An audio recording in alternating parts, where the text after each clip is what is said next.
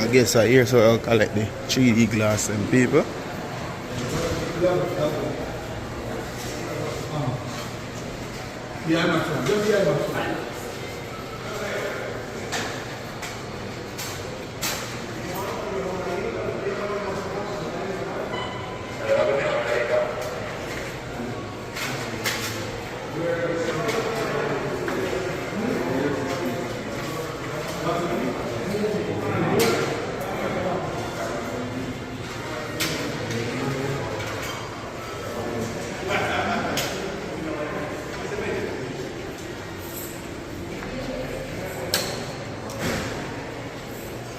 The other tickets?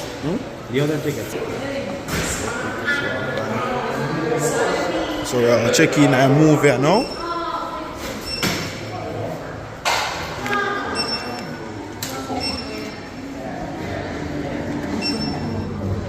Worse, they would have to survive one of the world's greatest killers. 9 years of rain, mudslides, stubborn jungle, and disease defeated the French. As many as 20,000 died. The waters of Panama washed away their dream. President Theodore Roosevelt saw a chance to control 2 oceans if the U.S. built the canal. Panama was a protectorate of Colombia. When a deal with the Colombians failed, Roosevelt sent a U.S. gunship to support Panamanian patriots. The revolution took 1 day, November 3rd, 1903. Panama was now a sovereign country.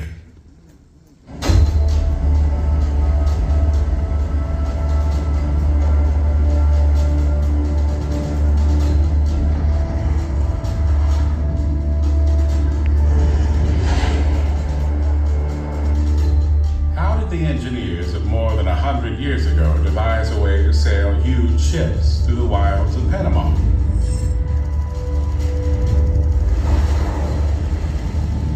Going back in time, we can see the landscape that faced the arriving Americans.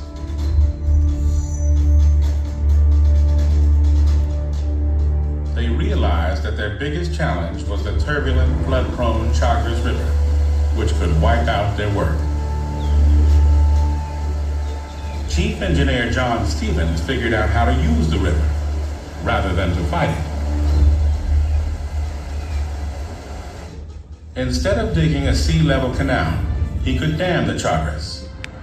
Ships would sail across Panama on a lake. The Americans wouldn't need to dig through the entire country.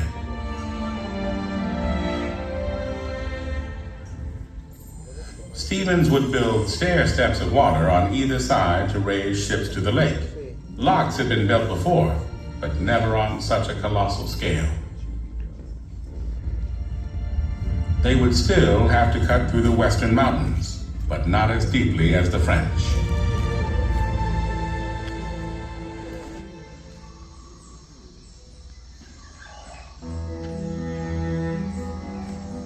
Stevens recognized that his diggers needed a reliable train system to carry the dirt away. He completely overhauled the Panama Railway. The Americans had a plan now. But they could not succeed until they stopped the diseases killing workers. The mystery was, what caused yellow fever and malaria? Most believed they came from poisonous vapors in the rainforest. But an American doctor named William C. Gorgas knew that recent research identified 2 kinds of mosquitoes as the disease carriers.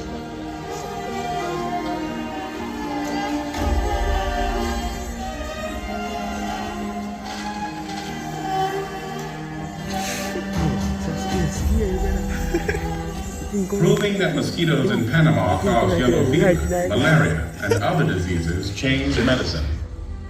Dr. Gorgas's public health campaign saved thousands of lives and served as models around the world. The Americans mounted a huge eradication program. Within 2 years, the Canal area was cleared of yellow fever.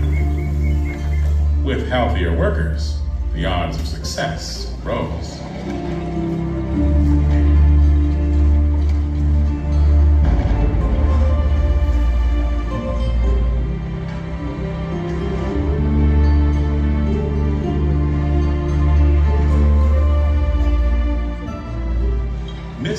and difficulties continued, but so did progress. Tourists arrived to see the great feat of engineering.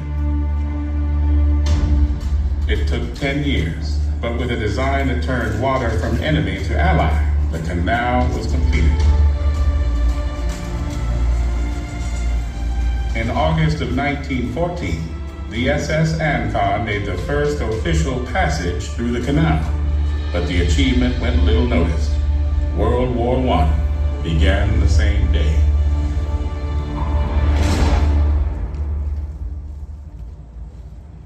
More than 1 million ships have passed through since. The canal changed global shipping, cutting the trip between the Atlantic and Pacific by 8,000 miles and 3 weeks. It's one of the most famous places on Earth.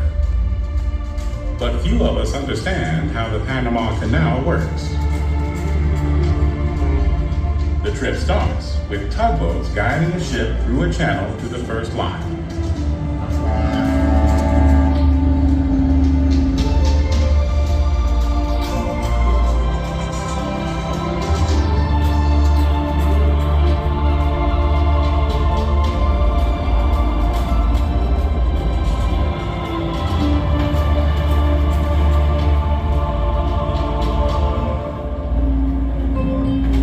Because the locks are a tight fit, steering cables are connected to the vessel. Ahead, lock gates 8 stories high, the largest ever made at the time of construction.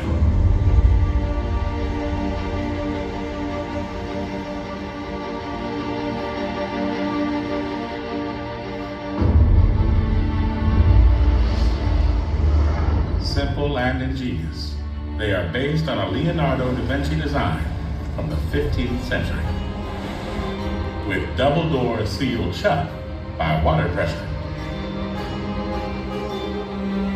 Today, a computerized hydraulic system controls them, but for nearly 100 years, the gates were opened and closed by hand for every passing ship.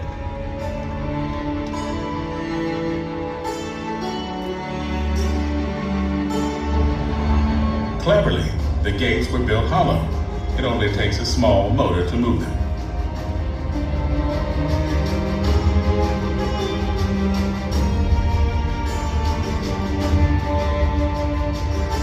Ships sail through under their own power, but steering is another matter.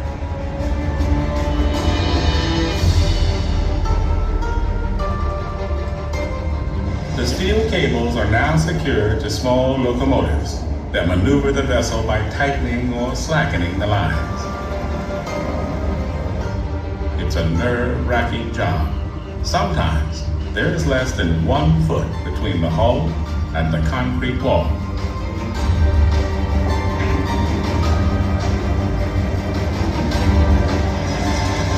Some people call locomotives mules, after the animals that worked early day canals.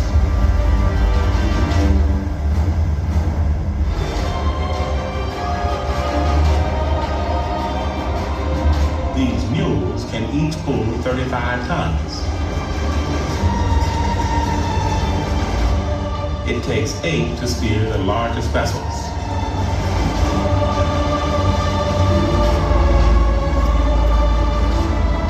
To keep things simple, only the pilot speaks. Mule drivers acknowledge in an ancient way.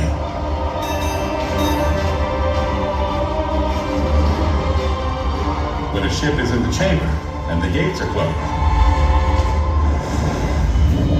water races in, millions of gallons, all of it coming from the lake in the middle of the canal. And all of it moved only by gravity. There's not a single water pump in the Panama Canal.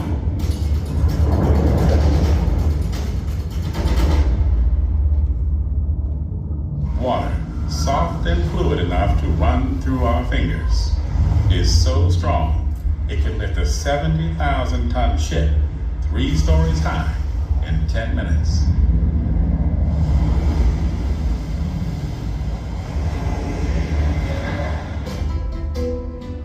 Water even supplies the electricity that powers the gates and valves in the locks. It comes from turbines in the original dam that made the canal possible.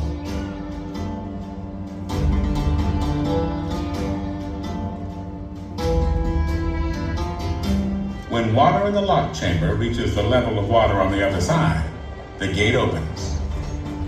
The ship moves to the next chamber. In stair-step fashion, 3 sets of locks at either end of the canal raise and lower ships in 2 lanes. About 40 a day pass through, then sail across what came to be called Gatun Lake.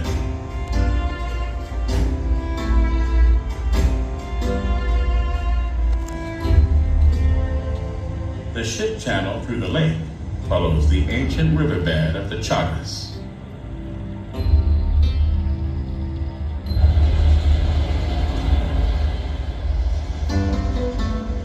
On the other side, the process works in reverse, dropping ships back down through 3 locks.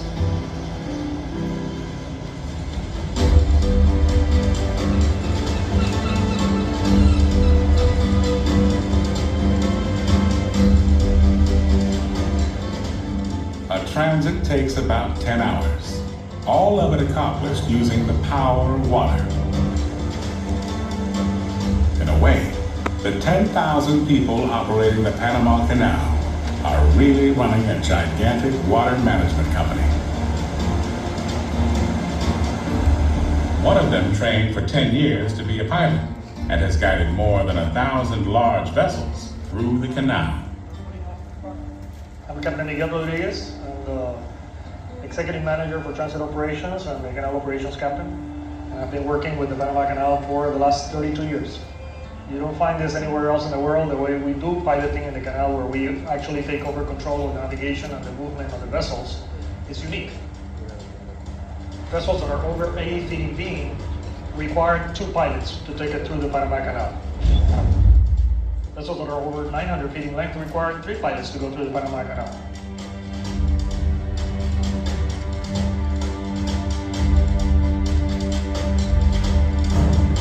And 1 control pilot takes it the first half, and then the second control pilot takes over at the halfway point and takes it the rest of the way out to sea.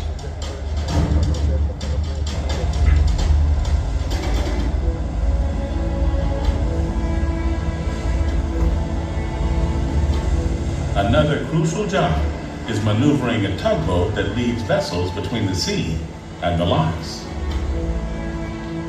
Captain Alan Barnes deals with multi-million-dollar ships carrying cargo worth a small fortune.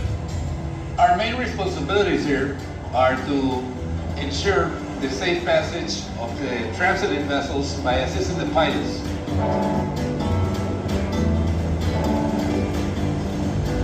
The job is always changing, and you gotta adjust to every changing situation that happens. We are always there to assist the pilots so that no damage happens either to the structures of the Panama Canal or to the ships that are passing through.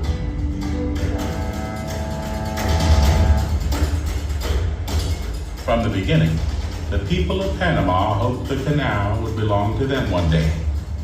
In 1977, the dream came to pass.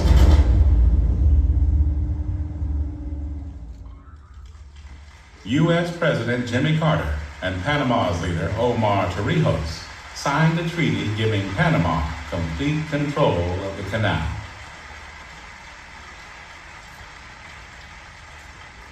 Panama took over 2 decades later.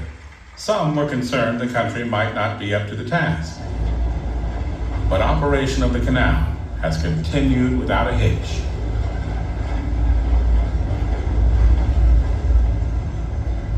It's a very unpopular thing among the American voters to do that, but it was the right thing to do. And I think it's worked out beautifully, because I understand it now compared to when the Americans had control of the canal. Income from the canal has increased 5 times as great as it was. It's operated absolutely beautifully. So I think in every way, it's been good for the United States, it's been good for the Panamanian people, it's been good for everyone who uses the canal. Today, at the port of Cologne on the Atlantic side, people from around the world arrive to glimpse the legendary canal with their own eyes. Cruise ships sail through it almost daily. But the real business of the canal is commercial shipping. 300 million tons of goods move through every year. Tens of thousands of automobiles. The ingredients of maybe half the foods we eat. Materials used to build homes and offices.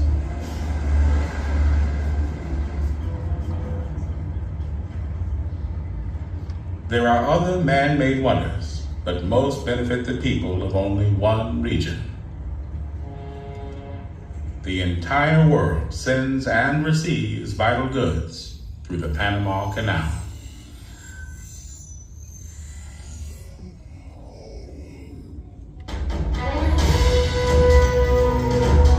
But ships have changed since the canal was built. It accommodates vessels 100 feet across and 1,000 feet long that carry up to 5,000 containers. But in recent decades, enormous ships have appeared that carry up to 13,000 containers. Stood upright, they would be nearly as high as the Empire State Building. Such ships now carry a majority of the world's cargo, but they're too big for the Panama Canal. Something had to be done. Leaders of Panama's Canal Authority searched for a way to keep the canal competitive. North and South America to this middle ground. Panama has the biggest concentration of some 6,000 islands rise along the Caribbean coastline and about 1,000 on the Pacific side.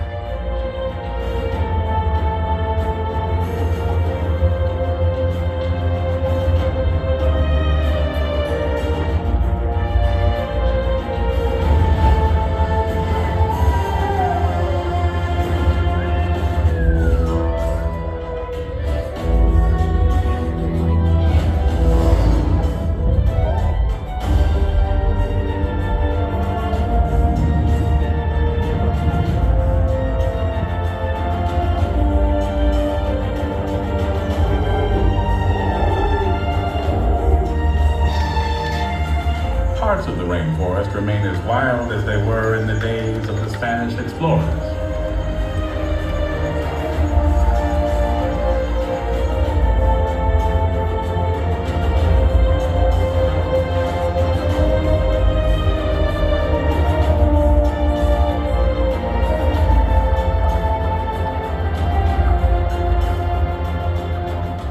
The indigenous population descended from the people living in Panama when the conquistadors arrived 5 centuries ago, consists of 7 native tribes.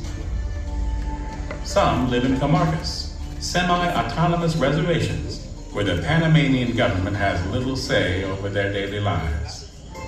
They control large tracts of land, which cannot be developed without their consent. In a way, they serve as protectors of the land.